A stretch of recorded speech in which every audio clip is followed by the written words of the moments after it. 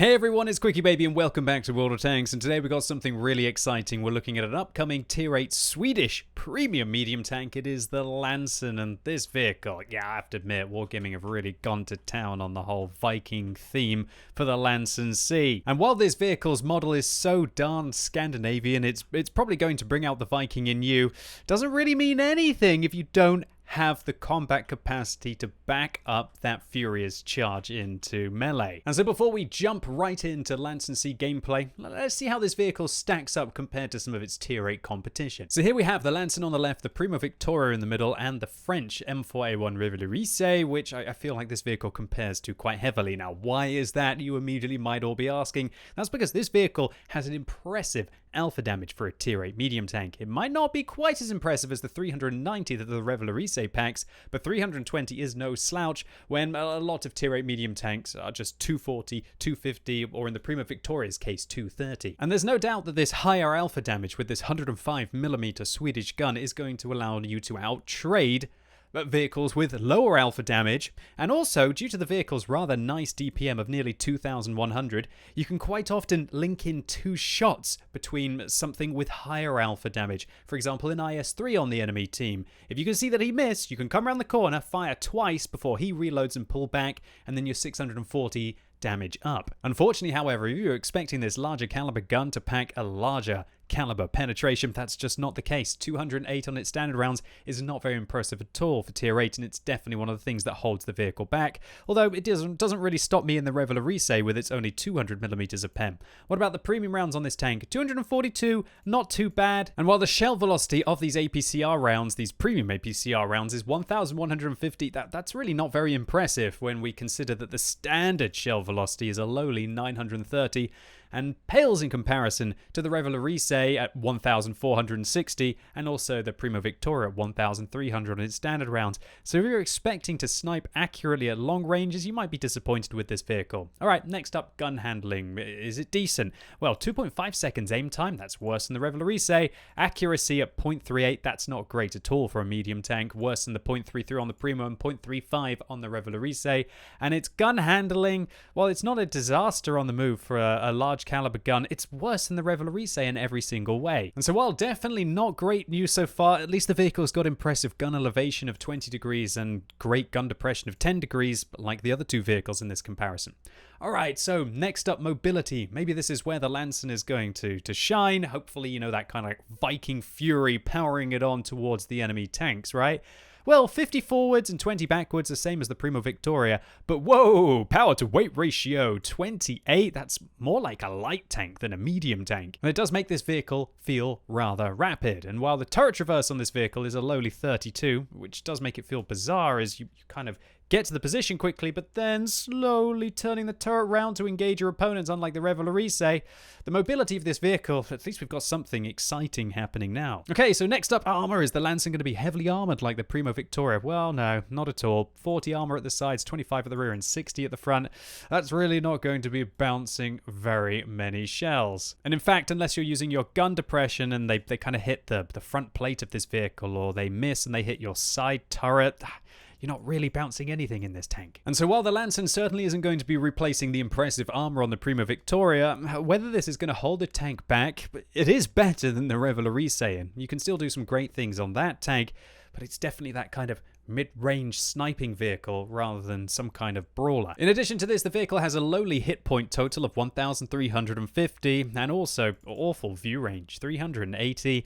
That's really bad for a tier 8 medium, and you are going to either be needing to use binoculars on this vehicle or have an exceptionally skilled crew and be using coated optics to be able to get it up to a decent level. For those of you interested in picking up the Lansen for crew training, you'll be happy to know that it has a fairly standard loadout similar to the Stridsvagn 74 or the Leo, if you're grinding through those vehicles to be able to pick up the future Swedish medium tanks. And if you haven't done so already, make sure you uncheck accelerated crew training in your Leo, because that's where the new branch is going to extend from. But one thing that kind of sucks about this tank is how much pressure there is on the commander, because he also has to perform the role of a radio operator, and so there's so many different skills that I would want to get on him, and especially when your view range is that poor, you definitely want to have situational awareness and recon. If for some reason you absolutely hate this Viking design on the Lansen, then it is possible to remove it. It's called Odin's Wolves. And if instead you prefer to remove the tank, then it goes back to that classic Swedish green. But you know what? There's a little bit of Viking in me, at least with the way that I like to play tanks, and so I'm going to be keeping it on there. And so anyway,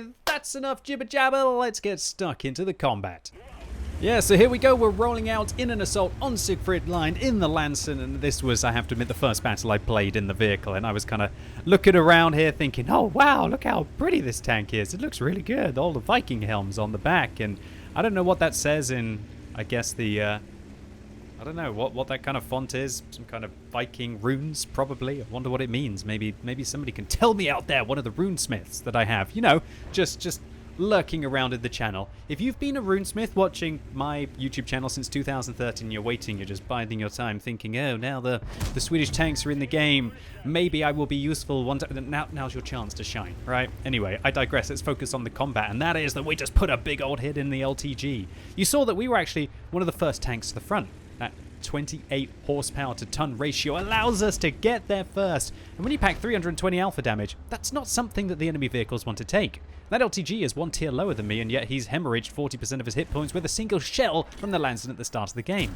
Oh, bad shot there. Shell goes just towards the left. Probably a little bit of a poor aim by me as well, so we're unable to hit the LTG in the turret, but okay, whatever. I guess I'll let the Revelarice finish him off from behind. And interesting that we do have a Revelarice on our team, because that's what I think this tank kind of is. It's basically like a Swedish Revelarice. So I guess, in the end, you're going to have to decide about whether you want to have that higher alpha damage and the higher shell velocity, accuracy, and gun handling, or whether you want to have that increased mobility and to be able to have Viking runes on the side of your vehicle, I guess. Either way, one thing I'm enjoying here is taking out this little, well, no, I can't say little Japanese heavy. Oh yeah, oh why so little? I think it weighs like 140 tons or something silly like that. I like shutting down those Japanese heavies. You know, you've got to stop them from growing up, because one day they'll be type 5s, right? Oh no, the comment section of this video is ruined as well. Either way, let's see if we can plant one into this T20. I think I hit the post of that house, the little, one of the support beams that comes out along the side to keep up the roof. What a disaster. Oh well. And I was getting a little bit frustrated at the start of this game. I'm not going to lie. I was thinking, come on, man, new tank, let's go. And then the vehicle spoons it. But at least you're getting an idea that this is not an accurate tank. With 0.38 accuracy and fairly mediocre the dispersion values when you move the tank and also when you turn the turret. It's not a snapshot vehicle, that's for sure. And if you're used to kind of some of the better gun handling that you'll have in some of the more modern and, shall we say, slightly OP medium tanks, you're not going to be getting it with this. But of course, you have to make sacrifices to gain that extra alpha. One thing that we did have to sacrifice there is a lot of hit points to put a shell in. We just took 450 damage from the enemy tanks. But oh, what is this STG doing? It's funny thinking about it, that tier 8 medium, the STG, is another one of the high alpha damage tanks, right? The Revelarice and the STG at 390 alpha damage, but look at the rate of fire that we have. Our damage per minute is so much higher than the STG. And so while he hasn't fired, I just feel so confident coming around the corner and just punishing him. Well, something, talk about punishment, that T20, I believe, with the stock gun there, using the little chaffy gun, or the gun that you'll be using on the Easy 8, has been absolutely putting it to us in the side, just waiting for him to come around the corner. I'm like, come on, bud, come on, bud. But that T20 actually plays very well, so respect to him. Now, the T-3485M is going to be able to get him in the side along with the Revelarice on our team, and I'm hoping that I can just come around the corner and be able to finish him off. Are we going to get one into the turret? Oh, it dips low to the left and bounces off the side of his tank. Oh, well, I don't know what to say. I mean, even though I would feel that we've got unlucky with a lot of the shells, we're up to 3,500 combined so far in this game. You can never call that bad, right? That's a great result for a tier 8 medium tank. Although we're not taking artillery hits very well, are we? 300 damage a pop from that tier 6 self-propelled gun. Yeah, this vehicle doesn't have armor like a lot of the tier 8 medium tanks have. And there goes the Hummel. I'm just looking at him right now going, yeah, die, Hummel, die. Thinking, go on, Hotchkiss, get him. Good, nice. And then what can I do with my 93 remaining hit points in this game? Well, we're going to have to find out. Well, firstly, I'm thinking, oh, a tasty IS-3 in the side. Here we go. Fully aim, perfect shot to the side of the tank. No. It goes high and left and misses and bounces off the vehicle's armor. What you're seeing here, and this is why I'm not just dabbing the 2 key right now, is that the 0.38 accuracy combined with that mediocre gun handling combined with the mediocre penetration of the vehicle of 208 millimeters on its standard rounds, yeah, it does make this thing feel a little bit awkward, I'm not going to lie. All right, well, flush up the butt of the IS-3. Okay, there you go. Well, that's a good one. Yeah, 350 damage to the Tier 8 Soviet heavy tank there. And I'm very lucky to still be in this game, because while I was doing that, the Swedish, sorry, not the Swedish tank, the Polish tank, the 40 TP on the enemy team very nearly took me out of it. All right, well, this game's actually looking pretty tight right now. We're only ahead by, well, we're behind by one tank, and I come around the corner thinking about shooting the Jagdpanther, but seeing how I know he's reloading, I want to shoot the T-29 instead. I feel like that Jagdpanther is exposed. That Jagdpanther should be going down to the Revolurise any time now, and I want to start to lower the hit points of the T-29. Unfortunately, the Jagdpanzer IV on the enemy team flanks the Revolurise, and I decide that I got to try and use my mobility of this vehicle. And I'm going to swing round this ridge, and then I think, oh god, the T-29 could be coming round with the IS-3. I want to get 50 meters away so they don't proxy spot me. There's the IS-3, and there's the T-29, and oh! He actually misses underneath my vehicle as we went up over the dip there, and I realized that considering I penetrated him on the move, I'm going to have a far better rate of fire than that guy is. I'm firing probably an extra round a minute over that vehicle, so I can finish him off 50% of the time, even though the first shell was bang on average roll. What a result. And this is something that I think that you're going to get a lot of in the Lansen. Sure, while it doesn't have the best armor, it has a lot of mobility, and you can make the vehicle rather awkward if you use that mobility. You know, you've got to jump over the ridges, just keep moving, try and force the enemies to make mistakes, and when you force them to make mistakes, then this vehicle can be punishing. Alright, so now we're going to be loading premium rounds here, not because I really feel like we need to go through the hull of the T-34-3 with them, more about having the shell velocity here, and also, once you're down to 93 hit points and you spot an enemy Tier 8 medium tank with about 80% of the hit points, you need every advantage you can get. So I'm going to come out around the corner here, and the T-34-3 fires through that fallen tree. The Hummel on my team, sorry, no, the M44 on my team stuns him, which means that he's not going to be able to spot me now, but you can see he uses his med kit, which means that he will spot me now. There you go, interesting stuff. Now I'm just thinking, okay, IS-3, Jagdpanzer IV, locked in combat with the KV-2. Hopefully my artillery can get a shot here at the T-34-3, and wham, bam, thank you, ma'am. There's a really nice push out towards the west there to spot the T-34-3 to keep my artillery in the game, who is now on 3 kills. Great stuff. Now we're going to be able to hopefully sneak up behind this IS-3, but look at the Jagdpanther creating the perfect shield for this Tier 8 Soviet heavy tank. Alright, we're going to have to advance, and the closer I get towards him, the more dangerous it's going to get for me. And in fact, yeah, we've been spotted now. That's not good news. And also, there's a Jagdpanzer IV that we don't know where they're going to be, but I can't hang around right now because I can't leave my Tier 6 tanks fighting against a Tier 8 vehicle.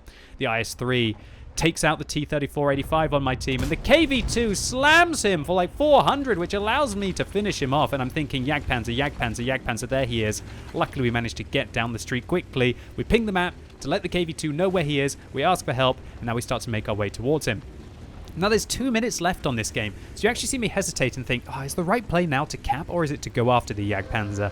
Now, if we cap, I'm pretty sure that that vehicle is still going to be able to make it towards the cap circle to defend. And if I get killed, and the KV-2 is not going to be able to full cap out, and the Jagdpanzer, all he needs to do is run away because he's defending against an assault. So I feel like it's time to push the advantage and see if we can pick up the kill. But of course, I don't want to YOLO around this corner because I want the KV-2 to spot the vehicle because I know that he can take 2. Actually, he can take 3 shots before he dies. And there's the Jagdpanzer IV right out down below me. We proxy spot him, and the artillery splashes him for a paltry 53 damage. All right, now KV-2 above the Jagdpanzer IV. I'm here. I don't want to get caught by him, so I'm just keeping an eye out on what this tank is doing and keeping an eye on what my KV-2 is doing. And oh dear, Mr. KV-2, what are you planning? Are you planning what I think you're planning? Oh, yeah. Well, that wasn't the most graceful thing. Luckily, I saw that the Jagdpanzer IV missed, so that allows me to come around the corner. But I'm not going to go around immediately because I know that thing's got a great rate of fire, and I'm actually trying to look through the bushes here to see what he's doing while the KV-2 is playing with his food.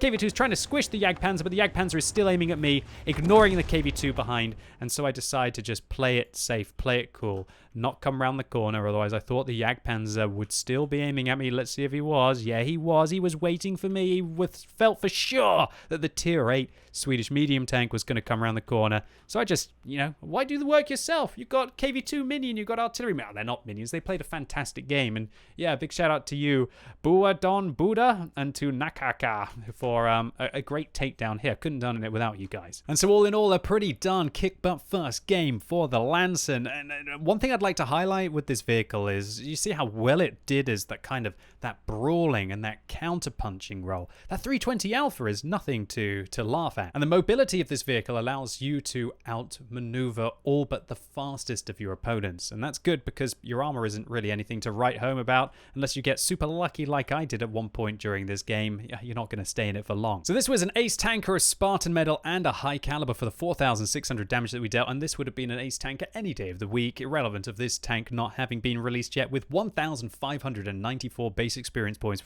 That's a great result for a first game. Might be my highest base experience for a first game ever. And as we didn't fire too many premium rounds this game, a nice 122,000 credits profit with a premium count, or 73,000 credits if you were to take that away. And so the Lansen C is a bit of a weirdo, this tank. The mobility definitely makes it feel like it's a much faster medium tank. Think CDC kind of levels of mobility.